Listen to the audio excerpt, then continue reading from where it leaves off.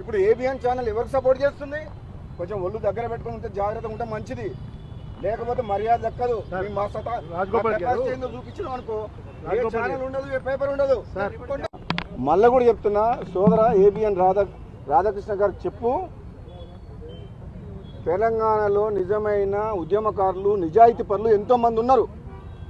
ఇతర పార్టీ నుంచి వచ్చిన ఎంతోమంది వ్యక్తులు ఉన్నతమైన స్థానంలో ఉండొచ్చు. అంత మాత్రాన నిజాయితీకి నిలుటద్దంలాగా ఉద్యమంలో పార్లమెంట్లో పోరాటం చేసి కొట్లాడిన వ్యక్తులం అసలైన కాంగ్రెస్ పార్టీ రక్తం మాది. మాలాంటి వ్యక్తులని కించపరిచే విధంగా మాలాంటి వ్యక్తులను మా క్యారెక్టర్ని దెబ్బతీసే విధంగా కథనాలు వస్తే మాత్రం బాగుండదు అని చెప్పి హెచ్చరిస్తున్నాను.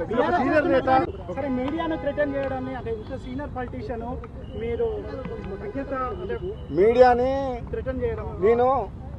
మీడియా అంటే నాకు గౌరవం ఉంది, జర్నలిస్టులు అంటే గౌరవం ఉంది.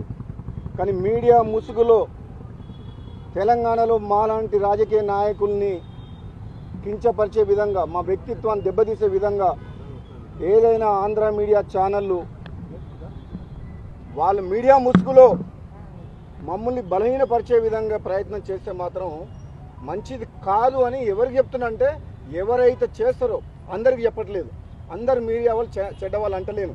కానీ ఎవరెవరు చేస్తుండ్రు, కొందరు వ్యక్తుల గురించి పనిచేస్తారు వాళ్ళు, కొందరు వ్యక్తుల్ని బలంగా తయారు చేసేందుకు నిజాయితీ పరులైన నాలాంటి వ్యక్తుల్ని కూడా బలహీనపరిచే విధంగా కొన్ని ప్రయత్నాలు జరుగుతున్నాయని మన ఏబిఎన్ ఛానల్ స్టోరీ చూసిన తర్వాత నాకు అర్థమైంది.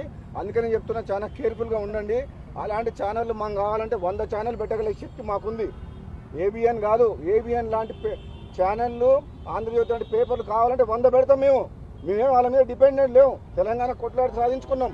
ఇంకా ఆంధ్ర మీడియా మీద డిపెండ్ అయ్యి తెలంగాణ రాజకీయ నాయకులు ఎవరు పనిచేయట్లేదు. మాకు మీ సర్టిఫికేట్ మాకు మీ ఆంధ్ర మీడియా ఛానల్ మాకు సర్టిఫికేట్ కూడా చేయాల్సిన అవసరం లేదు. తెలంగాణ ఉద్యమం చేసి ఉద్యమం ఉన్న వాళ్ళ జోలికి ఎవరైనా వస్తే బాగుండదని చెప్తున్నా.